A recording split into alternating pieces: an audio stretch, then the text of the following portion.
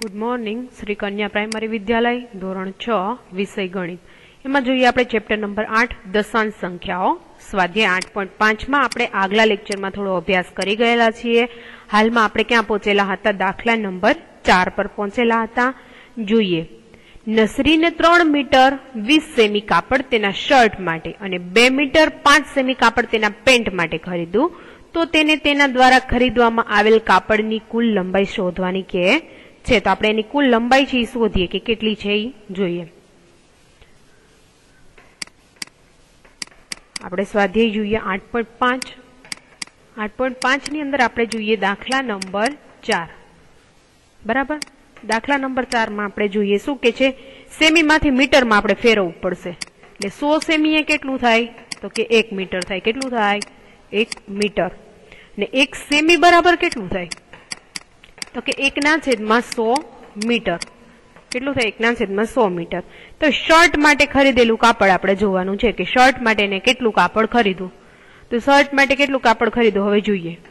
Shirt माटे ने केटलुं लीधुं तो के 3 मीटर अने 20 सेमी कापड़ लीधेलुं हतुं। हवे आपणे 3 मीटर तो आपणी पासे ऑलरेडी छे એટલે 3 मीटरना मीटर एमनेम राखी पण 20 सेमी ने सेमा आपणे फेरवशुं? मीटरमां फेरवशुं એટલે 20 गुण્યા 1/100 લઈ લઈએ 100। શું કરાય? 0 0 કેન્સલ થઈ જાય તો 0 0 આપણે કેન્સલ કરી નાખીએ। 0 0 કેન્સલ કરી નાખીએ એટલે લખી શકીએ 3 મીટર અને પ્લસ કરીને તમારે લખવું હોય તો કેટલા લખી શકો? અહીં આપણે જો કેન્સલ કરીએ તો પણ લખી શકાય ને અહીં 0.2 તમે લખી શકો 0.2। તો આને તમારે લખવું હોય તો 3.2 એવી રીતે લખી શકાય 3.2 મીટર बराबर। पण एक 0 છે એટલે પાછળ તમે લખી શકો 3.20 મીટર કાપડ જોઈ। હવે એ જ રીતે શર્ટ માટેનું જોયું। હવે એ જ રીતે આપણે જોઈએ પેન્ટ માટેનું કાપડ। પેન્ટ માટેનું કેટલું કાપડ જોયું તો એ જોઈએ 2 મીટર 5 સેમી। 2 મીટર તો તમારી પાસે છે જ 5 સેમી જોઈશે એટલે 5/100 5/100 લીધું એટલે 2 મીટર प्लस અહીં તમે લખી શકો 0. આપણે લખી શકો 0.5 બરાબર। તો હવે આને તમારે દર્શાવવું હોય તો 2.05 મીટર દર્શાવી શકાય કે આટલું કાપડ જોઈ કેટલા માટે જોઈ? પેન્ટ માટે જોઈ છે। તો હવે આપણે શું કરશું? બંનેનો પ્લસ કરશું શર્ટ માટે અને પેન્ટ માટે। તો શર્ટ માટે કેટલું જોયું હતું? 3.20 મીટર કાપડ શેમાં જોયું હતું તો કે શર્ટ માટે। પેન્ટ માટે કેટલું જોયું છે તો પેન્ટ માટે આપણે કહી શકીએ 2.05 મીટર पेंट माटे कापड़ जोयु। तो હવે શું કરશું? આપણે બંનેનો પ્લસ કરીએ જોઈએ 5 ના 5 2 ના 2 3 ને 2 5 બરાબર। તો કે 5.25 મીટર કાપડ જોયું બરાબર। 5.25 મીટર એને કાપડની ખરીદી કરી હશે। હવે એ જ રીતે આપણે જોઈએ દાખલા નંબર 5। નરેશે 2 કિમી 35 મીટર સવારે અને 1 કિમી 7 મીટર સાંજે ચાલ્યો તો નરેશને કુલ કેટલું અંતર ચાલ્યો? તો આપણને પૂછે છે। આપણે જોઈએ દાખલા દ્વારા। દાખલા નંબર 5 દાખલા નંબર 5 મીટરમાંથી કિમીમાં ફેરવવું પડશે એટલે 1000 મીટર। 1000 મીટર એ કેટલા થાય છે તો કે 1 કિમી। હવે જોઈએ 1 મીટર બરાબર કેટલા થાય? 1/1000 કિમી બરાબર। આ રીતે એને ફેરવી શકાય। તો હવે આપણે જોઈએ સવારમાં તે ચાલ્યો એ આપણે જોઈએ કે સવારમાં કેટલું ચાલ્યો।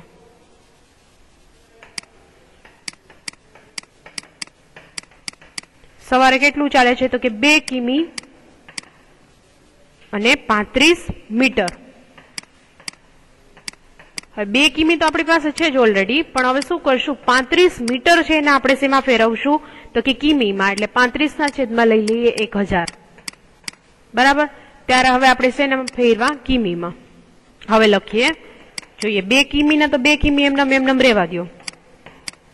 35 છે એટલે એને પોઈન્ટ લેવા જોશે તો પોઈન્ટ કઈ રીતે લઈએ? 0.035 બરાબર। 3 મીંડા છે એટલે 1 2 અને એક આગળ 0 મૂકી અને પોઈન્ટ લઈ લેશું એટલે આ રીતે આપણે એને લખી શકીએ। તો હવે આ બંનેનો પ્લસ કરીએ। બંનેનો પ્લસ કરીએ એટલે કેટલા થાય તો કે 2.035 કિમી થશે સવારે। એટલું એ સવારે ચાલે છે। હવે એ જ રીતે એમાં આપણે એનું સાંજનું જોઈ લઈએ। એ સાંજે ચાલે છે। સાંજે કેટલું ચાલ્યો તો સાંજે આપણે જોઈએ 1 કિમી 7 મીટર, 1 કિમી અને 7 મીટર, 1 કિમી ના 1 કિમી એમ નામ રહેવા દો, બરાબર.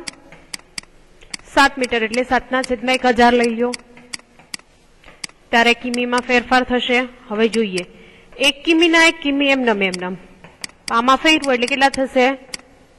0.007 કિમી થશે. હવે જોઈએ બંનેનો પ્લસ કરો, 1 + 0.07 કિમી સાંજે ચાલે છે. કેટલું ચાલે છે? સાંજે. હવે શું કરીએ, આપણે બંનેનો પ્લસ કરી લઈએ એટલે આપણને ખ્યાલ આવે કે કેટલું ચાલે છે. તો સવારના સમયે કેટલું ચાલે છે? 2.035 કિમી સવારે અને 1.007 કિમી કેટલું ચાલે છે? એ સાંજે ચાલે છે. બંનેનો કરો પ્લસ. 7 ને 5 આપણે કેટલા થશે? તો કે 7 ને 5 12, બરાબર. 0 ના 0, 2 ને 1 3, એટલે 3.042 કિમી કુલ ચાલ્યો કહી શકાય.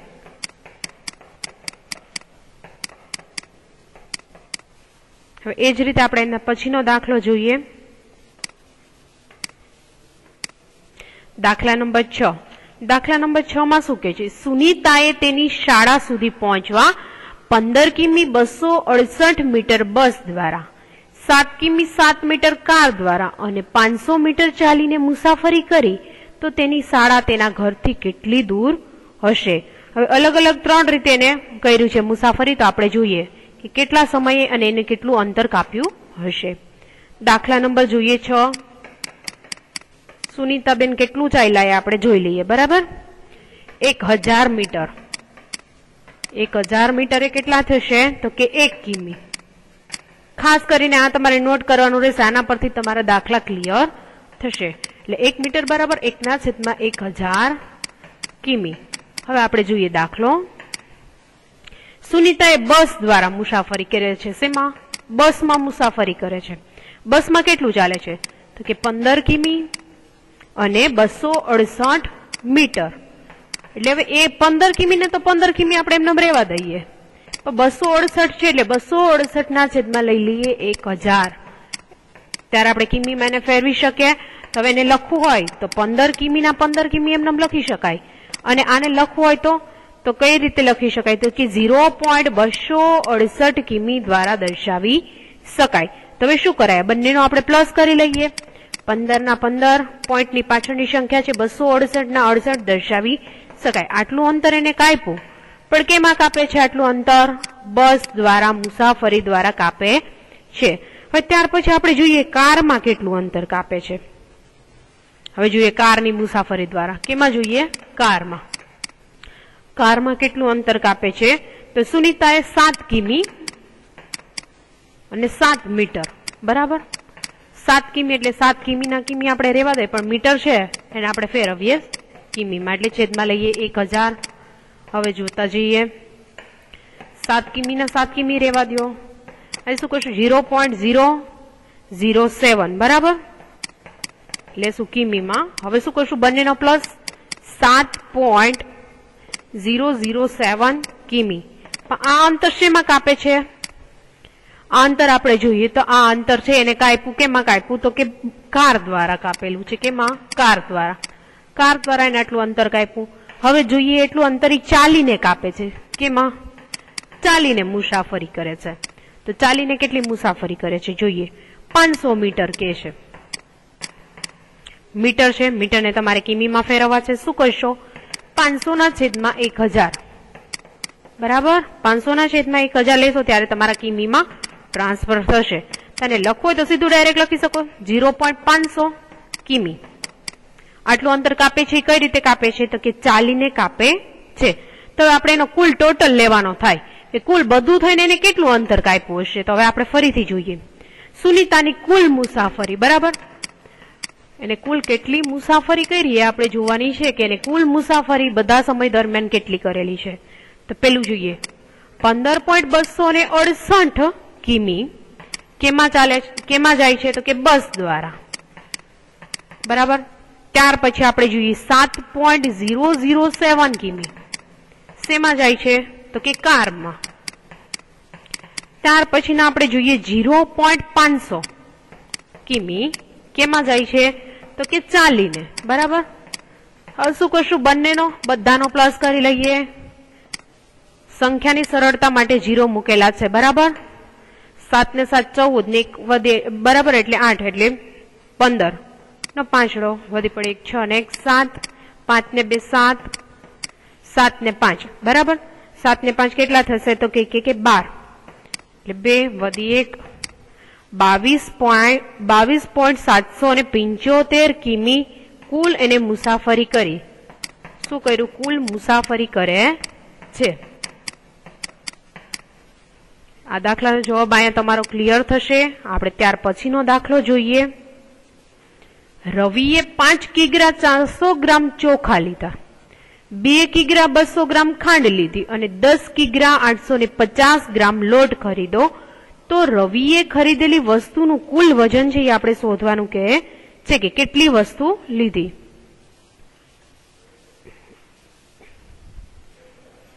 દાખલા નંબર 7. દાખલા નંબર 7 માં જોઈએ. કિગ્રામાં ગ્રામને છે કિગ્રામાં ફેરવવા પડશે. એટલે 1000 ગ્રામે કેટલા થાય તો કે 1 કિગ્રા થશે. કેટલું થશે 1 કિગ્રા. ને હવે જોઈએ 1 ગ્રામે કેટલા થાય. 1 ગ્રામ બરાબર 1/1000 કિગ્રા, બરાબર. આ રીતે આપણે દર્શાવી શકીએ. હવે આપણે જોઈએ રવિએ ચોખાની ખરીદી કરી. પેલું શું લીધું, ચોખા. ચોખા કેટલા લીધા એ આપણે જોઈએ. તો ચોખા લીધા 5 કિગ્રા 400 ગ્રામ. 5 કિગ્રા 400 ગ્રામ એટલે 5 કિગ્રા છે એટલે કિગ્રાને કિગ્રામાં રહેવા દો. 400 ગ્રામ છે એને આપણે શેમાં ફેરવશું, કિગ્રામાં. કે 400 ના છેદમાં લઈ લ્યો 1000. 400 ના છેદમાં 1000 લીધા ત્યારે આપણે શેમાં, કિગ્રામાં ફેરવ્યા. 5 કિગ્રાના કિગ્રા. પોઈન્ટમાં આપણે આ લઈએ 0.400 કિગ્રા. હવે શું કરીએ, બંનેનો કરી લઈએ પ્લસ. 5.400 કિગ્રા શું લીધું એને, ચોખા ખરીદ્યા. શું લીધું એને, ચોખા ખરીદ્યા. કેટલા તો કે 5.400 કિગ્રા એને ચોખા લીધા. ત્યાર પછી આપણે જોઈએ, ત્યાર પછી એને શું લીધું, ખાંડ લીધી.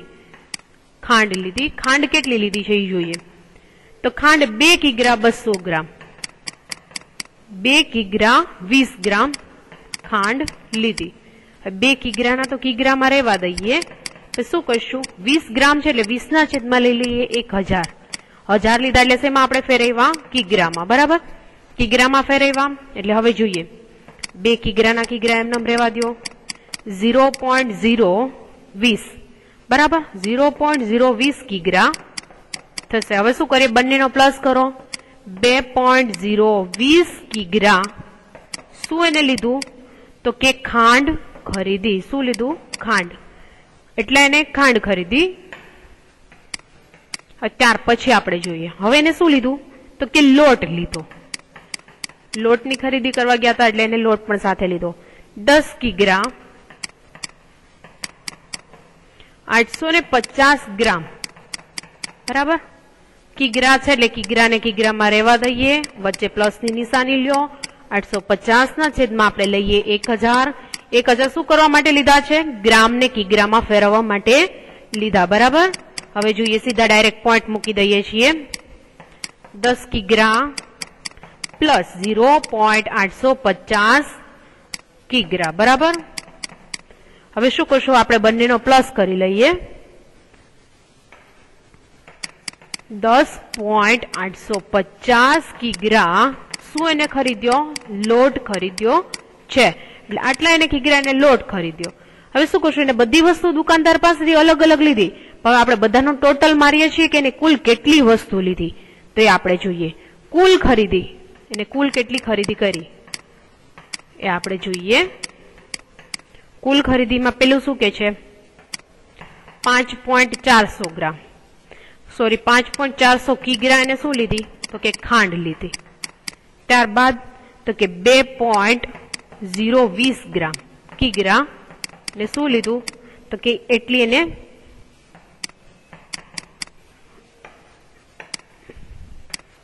સોરી ચોખા લીધેલા હતા, આટલી એને ખાંડ લીધી. હવે ત્યાર પછી જોઈએ 10.850 કિગ્રા શું એને લીધું, લોટ લીધો. શું કરશું, બધાનો પ્લસ કરશું. પ્લસ ની સરળતા માટે અહીં 0 મૂકશું, જેથી કરીને તમે સરળતાથી એનો ટોટલ લગાવી શકો. હવે જોઈએ આપણે 0 ના 0, 5 ને 2 7, 8 ને 4 12, બરાબર. 12 નો શું 2 અને વધી 1 લીધી, બરાબર. 5 ને 2 7 ને 1 8 ને 1 ના 1, 18.270 કિગ્રા કુલ ખરીદી કરી. શું કર્યું, કિગ્રા કુલ ખરીદી કરી. બધી ખરીદી કરતા એને કુલ ટોટલ આટલી ખરીદી કરેલી છે. 18.270 કિગ્રા એને કુલ ખરીદી કરી. આજના લેક્ચરમાં આપણે અહીંયા સુધીનું જોશું. અહીંયા આપણું સ્વાધ્યાય છે તે કમ્પ્લીટ થઈ જાય છે. ત્યારબાદ આપણે નેક્સ્ટ લેક્ચરમાં બીજો અભ્યાસ કરીશું. Thank you.